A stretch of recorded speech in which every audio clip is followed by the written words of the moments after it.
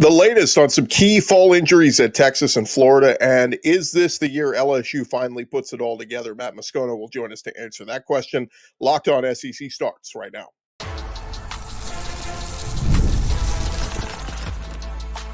You are Locked On SEC, your daily podcast on the Southeastern Conference. Part of the Locked On Podcast Network, your team every day. Hey, what's happening, everybody? Welcome into Locked On SEC. It's great to have you guys along. I'm Chris Gordy. Thanks for making Locked On SEC your first listen every day. Shout out to our everydayers. We're free and available wherever you get your podcasts and on YouTube, part of the Locked On Podcast Network, covering your team every day. And today's episode is brought to you by Monarch Money. Take control of your finances with Monarch Money. Use code LOCKEDONCollege at monarchmoney.com for 50% off your first year. All right, let's dive into it. We got plenty to discuss, including a couple of key injuries. And we start over in Austin, as the University of Texas, preseason number one in the coaches poll and many other polls. And Texas offensive lineman Andre Cojoe suffering a season-ending injury during fall camp. That news first came out from On Texas Football on Monday and was confirmed by multiple other outlets. According to Inside Texas, the injury is feared to be a torn ACL, and it's an impactful camp injury for an SEC team that has national championship aspirations. Cojoe entered fall camp as one of the guys pushing for that right tackle job. Now, a lot of folks thought that Brandon Baker was going to eventually win that job and be named the starting right tackle, but Cojoe was pushing him. And certainly, as we know, in a long season like this, where you got to play 12 regular season games, potentially an SEC championship game, and then multiple playoff games to go win a title, depth matters. And so it's one that stings for the Longhorns. He was a former recruit back in the class of 2023, redshirted as a freshman, played 33 snaps last year, and was primed for a bigger role this year. But ultimately, Andre Cojoe done for the year, according to multiple reports. And, again, Brandon Baker is a former five-star prospect in the class of 2024. He's expected to be the starter there, but keeping him healthy is very important. And you think about all the pieces that Texas lost from that offensive line from last year. That's either in the NFL or graduated. And it's a rebuilding of an O-line there, but could still be a big strength for the Longhorns. All right, how about over at Florida? Their redshirt sophomore running back Treyaun Webb reportedly had a surgical procedure on Monday on a muscle rupture in his right hamstring. His return to Florida's lineup unclear right now. He was not spotted at their fifth practice of fall camp on Tuesday, and there were a lot of question marks on, okay, what is going to be the timeline recovery of this hamstring injury? Swamp 24/7 also reporting that from a source that stated the surgery is not expected to keep Webb out for a significant period of time. According to that report, they said his return could come as early as Florida's SEC opener against LSU, which will be week 3, I believe, September 13th. That'll also be a primetime matchup on ABC in Baton Rouge. So getting Webb back for that showdown could be very big for Billy Napier as far as depth in the backfield. Of course, Webb is expected to be a rotational back, reserve, if you will, behind Jaden Baugh and Jacoby Jackson. They will open their season with Long Island in week 1. But again, just never the word you want to hear this time of year in injuries to any of your players that are expected to contribute. A little clarification, too, on the DJ Lagway injury and an update there. Keith Nybar of On3 Sports reporting that Lagway was sharp in his team throwing drills, saying his mobility looked good. He threw the ball great, to be honest with you. Said looking forward, it's going to be something they continue to monitor, but they believe, the school, the people close to him, that DJ is going to be fine, going to be completely healed in the relatively near future. We'll see. That's just what they think. That's what they hope. You never really know until it happens. You may think you're going to be 100% healed in 2 days, but will you be? So just something to keep an eye on there. Again, DJ Lagway had the shoulder issue throughout all the spring, had the calf issue here as of recent in the past couple of weeks. So all eyes on DJ Lagway. And as I've mentioned, Florida, they're going to have some modicum of success this year. They're going to need DJ Lagway to be healthy and be very good for much of the year. All right, how about an update over at Tennessee? Not an injury related, but kind of a holdout, if you will, from earlier in summertime. But there's multiple concerning reports about the status of Tennessee sophomore defensive back Boo Carter. He reportedly missed several team activities during the offseason and reportedly created rift with teammates. led to questions about will he remain on the Vols roster. But despite all the speculation, Carter was seen at the start of week 2 of fall camp for Tennessee. Definitely a positive step for the Vols. And of course, Josh Heupel reaffirmed Carter's status a couple of days ago, saying Boo is part of our team. There are some things he's got to accomplish to get back on the field. So he was Mr. Tennessee during his senior year of high school, came on campus as the number 3 prospect in the state, and had 38 tackles for them last year, an interception, a sack. And a lot of people expected him to take another step forward in that secondary. Also was really good as a punt returner as well.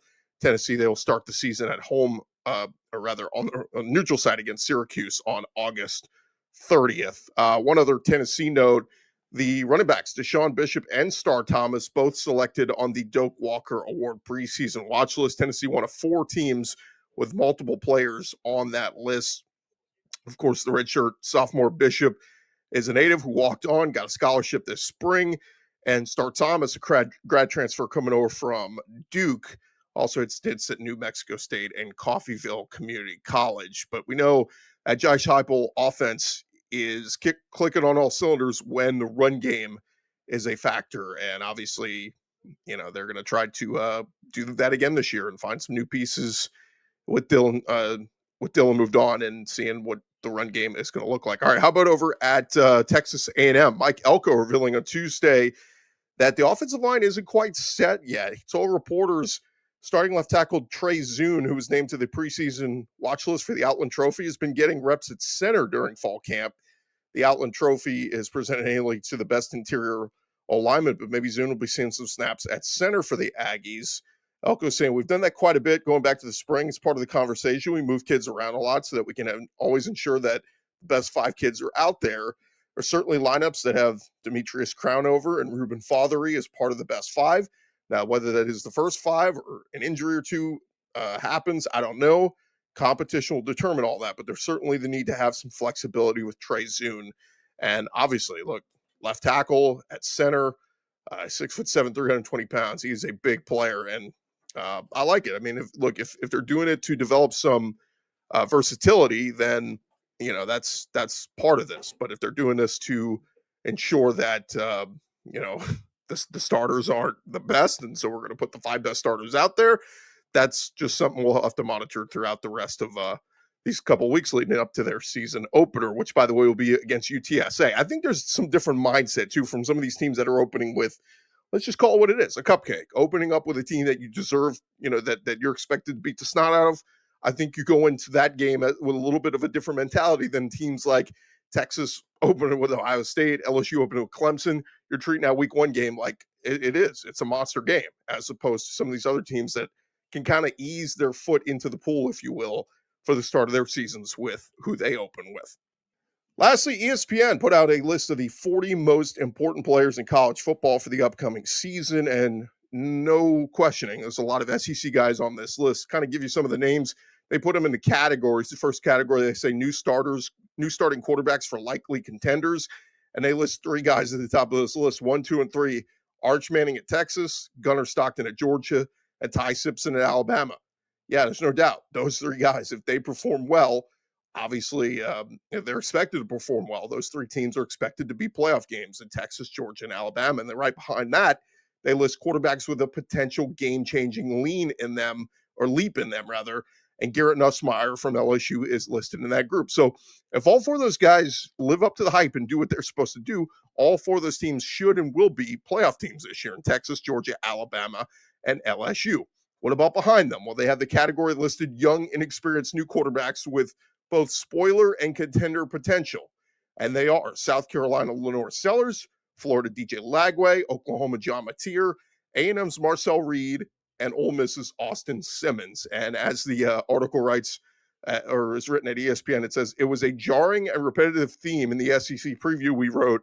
If blank quarterback is awesome, insert team becomes a serious contender for a playoff bid. And that's kind of the mentality when it comes to South Carolina, Florida, Oklahoma, A&M, and Ole Miss. If those quarterbacks perform above their head, and those teams are going to be a factor when it comes to the college football playoff. A few other names they mentioned, potential stars in need of a breakthrough. They list Harold Perkins from LSU as one of those names. And then most important non-quarterback transfers, It lists Zachariah Branch from Georgia, the big-time wide receiver coming in through the portal. Obviously was very good at USC. Former big, highly touted prospect. We'll see what he does. And then lastly, two other names they list on here. A category of grizzled old spoiler quarterbacks. They list Diego Pavia at Vanderbilt. And then pure transcendence potential. They list Alabama wide receiver Ryan Williams, who, of course, he and Jeremiah Smith, two of the best freshman seasons we've ever seen last year. Can he take that next leap? Everybody's expecting. All right. Thank you guys for making Locked On SEC your first listen every day. Coming up next, we'll talk about the LSU Tigers and their chance to potentially take that massive leap this year and be a playoff team and compete for a championship under Brian Kelly. Can they do it? We'll talk about that next with Matt Moscona. Stay there.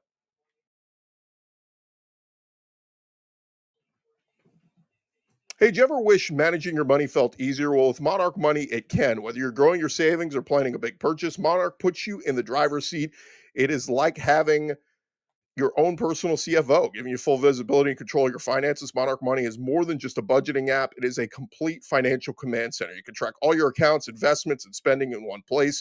So in addition to managing your money, you're also starting to build your wealth. And if you share finances with somebody, Monarch can help you stay on the same page. Both you can see all the access to the accounts and everything in the easy-to-use Monarch Money app. Take control of your finances with Monarch Money and use our code LOCKEDONCollege. That's at monarchmoney.com, MONARCH, money.com. Get 50% off your first year. That's monarchmoney.com, code LOCKEDONCollege for half off your first year with Monarch Money. Here on Locked On SEC, it's always fun to catch up with our fellow Locked On brethren, and our guy Matt Moscona from Locked On LSU sitting down with us. Scone, good to see you. Gordo, always great, thank you. Man, biggest storyline I take away from this week was the confidence of Brian Kelly and Garrett Nussmeier. I think as I hear more and more coaches talk, nobody seemed more confident in what they have this year than Brian Kelly. He should be, because they spent a lot of money for him to have that confidence. A year ago, one of the big viral moments that Brian Kelly had was after spring, when they were very active in the portal, and he was adamant, we need a defensive tackle. And they went after Dominic Williams, who was leaving TCU, landed at Oklahoma, and Brian Kelly said, we're not in the business of buying players. They're very much in the business of buying players. Yeah, it's amazing what happens when you have the resources to do it. I think he meant bidding, right? Like, I think he said the wrong word, because it was a bidding war. Of course you're going to have some type of financial investment with NIL then, now NIL rev share, however that number is blended. But what happened is Dominic Williams, his ask was $1.2 million. The highest paid player on LSU's team a year ago was Will Campbell at $500,000. A top 10 draft pick. Yes. So to illustrate, LSU, their entire all-in spend on their roster last year was $5.5 million, which is stunningly low when people hear that number. But that's where LSU was. They really struggled to generate and to raise funds for their collective through the first 3-4 years of NIL. They've turned the corner, and there's a lot of ways they were able to do that. But in so doing, that's how they were able to go in the portal this cycle and put together an 18-member portal class of a bunch of dudes that were Power 5 starters. A lot of them were all conference where they were, and they put themselves in a position to have the confidence that you just alluded to, Gordo, because they got the most talented roster that Brian Kelly's ever had, and you got a fifth-year senior quarterback who's the leading returning passer in college football. Like, a lot of the boxes are checked, and, the expectation is that they're going to be a playoff team this year. One of the quotes you've had that I've reused a lot in talking to different people is, how much have people paid attention to the portal? I pay attention to it because I do Locked On SEC literally every day. I was reporting when an SEC guy was signing on here and all that, so I've paid attention. But largely, casual college football fans have not. Yeah. And they don't see that LSU has added not just guys in the portal. Like, there's depth guys. Oh, you added a D tackle. It's just going to be in the rotation. No, they added quality starters, guys who were established players elsewhere to come in, much like Ole Miss did. LSU did this year what Ole Miss and Ohio State did a year ago. When Ole Miss went and added Walter Nolan and Princely Uman-Mielen and Chris Paul and Amos and Trey Harris, and they had their best roster ever. Like, that's what LSU did this year in the portal. But to your point, I always come here and the thing that I personally get the most out of media days is I cover LSU every day. I know it very deep. I go very deep on LSU. You can ask me anything about any player on the 1 to 85 roster, and I know it. I have a surface level knowledge of the rest of the league. I come here and I feel like I get a deeper understanding of the other teams. What I think is happening here this week is two things. One, I think most people did not realize Garrett Nussmeier is the only 4,000-yard passer returning in college football. He's literally the leading returning passer in college football. And number two, what LSU did in the transfer portal. Like, throughout this week when I've sat down and talked, I've said, I'll use A.J. Halsey, for example. I know you're based out of Houston. So I'll ask people, do you know who A.J. Halsey is? Right. And you get a lot of blank stares. He was an all Big 12 safety who led the country in interceptions at the University of Houston. LSU added him in the transfer portal. Like, that is a massive upgrade for LSU at what was their worst defensive position a year ago.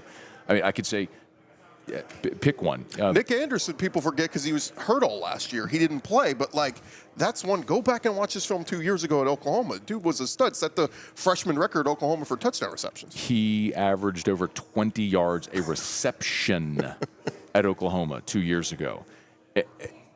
And I go through, I asked, do you know who Braylon Moore is? Yeah. Braylon Moore was an all-conference center at Virginia Tech. LSU added the number one center in the transfer portal, and that was a huge problem, and they were replacing 4 starters on the offensive line. Well, they added 2 out of the portal who were both all-conference guys. Nobody knows who Josh Thompson is, but he's a 3-year starter at Northwestern who could play guard or tackle and was all-conference. Like, they did that 18 times. Even the punter, Grant Chadwick, who they added from Middle Tennessee. I didn't know him. I knew all the other guys. I didn't know the punter. It's just, like, they were very intentional to fill every hole, to build this roster to where they can really make a run for it with Garrett Nussmeier back as a fifth-year senior. It's what Ole Miss did last year, trying to surround Jackson Dart. They're like, we have our opportunity. This is our window. Let's go for it. Let's be all in this year. That's what LSU is. I'm not telling you they're going to win the national championship. I'm not telling you declared like they're going to make the playoff. What I'm telling you is that's their ambition. They went and spent this year with the ambition of saying we are trying to win a national championship with Garrett Nussmeier this year. What I try to remind people, too, when I went around, I said, remember when 2018 ended and somebody brought up Joe Burrow? You went, yeah, pretty good quarterback. Yeah. 2022 ended and you said Jaden Daniels. You went, yeah, pretty good quarterback. Right now, when I ask everybody, what do you feel about Garrett Nussmeier? Pretty good quarterback. Yeah. Both those guys elevated so much that next year were Heisman Trophy winners. And that's the big question is, can Garrett elevate? And Brian Kelly seems to think so. He can be that guy. I'll throw another one to you as well, which is Zach Mettenberger. Yeah. It's a little bit dated now, but from 12 to 13, and all 3 of those guys were transfer players who started their first year at LSU when they were in their 4th year in school and came back for a 5th year in their 2nd year starting. And the 5th year was when they all exploded. So that because LSU fans are so familiar with that path and that storyline, that's what everyone's hoping will happen with Garrett. I don't think anyone's anticipating. He's certainly not going to run the ball the way Jaden Daniels did. I don't think anybody's anticipating 60 touchdown passes like Joe Burrow threw. I remember you told me a while back, don't ever bring up Joe Burrow in any comparison. Ever. He will exist in a different stratosphere for all time. But yeah, man, if Garrett can just, he's going to, I asked him about this when I sat down with him here on Monday. Yeah, and we talked about the A&M interception, which was, I asked him, I said, look, if you can get in the time machine and go back to that moment, you could do the play over, what would you do? He said, man, I've watched the film of that 1,000 times. And he breaks down the whole thing. He knew exactly, and he said, look, I'm an instinct passer. I'm going to throw interceptions. What I have to eliminate are the unforced errors, the careless interceptions. And that was an example of one of them against A&M that cost him. And if he does that this year and eliminates those careless errors, then yeah, man, this offense has talent all around him, and they should score a ton of points. I mean, they should be good enough. I'll say it this way. They should be good enough to win any game they play. It's not to say they will win every game. It's just say they're good enough to win any game. They weren't good enough last year to beat Alabama. They weren't good enough to beat some of the better teams on their schedule. And when they didn't play their best, they got tripped up. And so there's just a lot of expectation around this team because of the investment they made and with the veteran quarterback returning.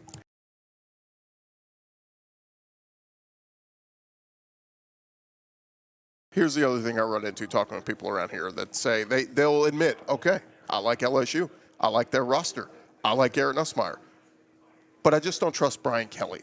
Why is he, it feels like every time anybody brings up Brian Kelly, it's either, oh, he sucks, or he's a laughing stock and all that. And I don't know where that comes from. I get, people hate him when he's at Notre Dame, but the dude wins. His track record has been nothing but a winner everywhere he's been. So why is there this negative connotation with people when it comes to Brian Kelly? I think when Brian Kelly got hired at LSU, I didn't know him. I had never had a conversation. I saw the guy on TV, but I had no real feeling. He's been actually really fantastic to work with, just from a professional standpoint. And he is the winningest active coach in college football. He got Notre Dame to a BCS championship game and got into the four-team college football playoff twice. Now, they got waxed all three of those games. And the problem was he wasn't able to build a roster at Notre Dame to compete at that level. That's why he took the LSU job, because he watched Les Miles and Ed Ogeron build rosters that won championships at LSU and said, I'm a better coach than them. I could do that. Now, he didn't say that but he might actually. He'll say darn near anything. But I just think he's a guy, like, when you've been around for 35 years, you've just been so much in the. I say it's like politicians a lot of times. Like, there is no swing vote when it comes to people that have been in politics for 30 years. Like, everyone's already made up their mind about him. So it's the same thing with Brian Kelly until he does something to change that narrative. And the only thing he could do is break through and win a national championship that would change that narrative for people. So it's what it is. I don't think it bothers him at all. I think he's very comfortable in his skin and where he is in his career and his life. I think he's got one box in an otherwise stellar career that he hasn't checked, and it's to win a national championship. And that's why he's at LSU, because he thinks he'll have the roster and the resources to do it, which he didn't at Notre Dame. A couple of big picture SEC things, talking with Matt Moscona. The general consensus, most people believe it's Georgia and Texas are the two best teams, and I think most people penciling it back into Atlanta. But I look at it and go, okay, but rarely do we repeat. Rarely do we get the two teams that were in Atlanta last year come back the next year. So Texas lost a ton, man. I like Arch. I'm willing to buy into the hype, but I'm almost thinking Arch 2025 is going to be pretty good. Arch 2026 is going to be awesome and monumental and all that. So I don't know, man. I go back and forth on it. Georgia, look, Kirby's earned the benefit of the doubt in my mind, but they still have question marks. Kirby's earned the benefit of the doubt, but maybe one of the biggest takeaways from this week is when he said, 54% of their roster is first or second year players. Georgia is young this year. And look, I know they won this is weird to say because they won the SEC last year, but their total defense, after having 3 straight years top 5, dropped to 30th in total defense. And then they were 15th in the SEC in rushing offense. This is Georgia. Yeah. Couldn't run the ball, couldn't stop the run. And now you lose 3 first-rounders off that defense. I'm going and I don't know what Gunnar Stockton is. I look at Georgia and I go, I'm not penciling them in anywhere. Now, Texas, you're right, they lose a bunch, but I still think they're probably the most talented roster in the SEC, and the schedule is a breeze. So I think Texas will be back in Atlanta for the SEC championship game. The other spot, I think, is what's going to be fascinating. Does Kalen DeBoer make a run? Is Ty Simpson better than I think, and Kalen DeBoer makes a run? I don't think so. I think Bama's a perennial 9-3 team under Kalen DeBoer. The team we're talking about, does LSU, does it work? Do they click and go? Or is there an off-the-radar team we're not anticipating? Maybe a team like Texas A&M with Marcel Reed back, maybe the best offensive line in college football. Mike Elko in a really good defense with a bunch of dudes returning. Maybe they have a big step forward this year. I think they'll lead the league in rushing. The great offensive line and a bunch of really good backs.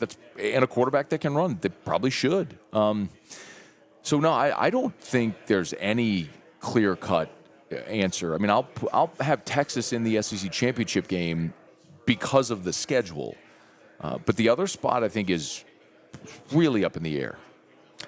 I gotta say, I got a man crush. Talking to DJ Lagway yesterday. Okay, that kid is going to be special. Look, Florida's schedule is brutal, but that dude. I brought this up before. I talked to somebody. I was on the field at the Cotton Bowl last year and watching Arch prep, and one of the national guys was talking to me. I said, look, all the hype is going to be Arch, #1 pick, maybe 2027 draft. He goes, I'm telling you right now, Arch Manning will be the number 2 pick. The number 1 pick is going to be DJ Lagway. And I said, and I laughed, and then you go, let me tuck that one back away. Yeah. Because it could happen. This kid looks the part. I think Napier's a good coach. I think he's just been a victim of an absolutely brutal schedule since he stepped in Gainesville. Lagway was 6-1 in his 7 starts, but he wasn't very good. Yeah. Most of the production came against Samford. Yeah. It was 12 touchdowns and 9 interceptions. Right. Is that right? But take away the 456 passing with 3 touchdowns against Samford. Yeah. And that looks way worse. I mean, I get it. He's a freshman. I just got to see it. But Gordo, it's my same thing that I have with Ty Simpson. It's the same thing I have with Arch Manning. I'll tell you another one is Lenora Sellers. Like, Lenora Sellers for half the year last year was brutal. He couldn't hit water if he fell out of a boat. And, I mean, because they scored 17 points and he had a dynamic athletic play against Clemson, like, are we convinced Lenora Sellers is that guy? I mean, some people are, but I watched that guy be really bad for a chunk of last year. Now, maybe he's improved. He's better and turned the corner, and you're allowed to improve. But I just got to see. Like, I think Florida, South Carolina, I think those teams are just staring down the barrel of 7-5 because of a lot of the questions and the schedules they face. Here's our buddy Matt Moscona, Locked On LSU. Hey, you made us your first listen, Locked On SEC. Make Matt your second listen with Locked On LSU. Matt, always appreciate the time, man. Thanks, Gordo. That's going to do it for this edition of Locked On SEC. Our thanks again to Matt Moscona for joining us. Thank you guys for making Locked On SEC your first listen every day. For your second listen, you can check out the Portal Show with Brian Smith. He's got all the latest rumors, portal entries, and signings. You can be the most informed fan on the rapid changes to the college football landscape. Find the Portal on YouTube, wherever you listen to your podcast. I'm Chris Gordy. This has been Locked On SEC. Have a great day, everybody. We'll talk to you guys tomorrow.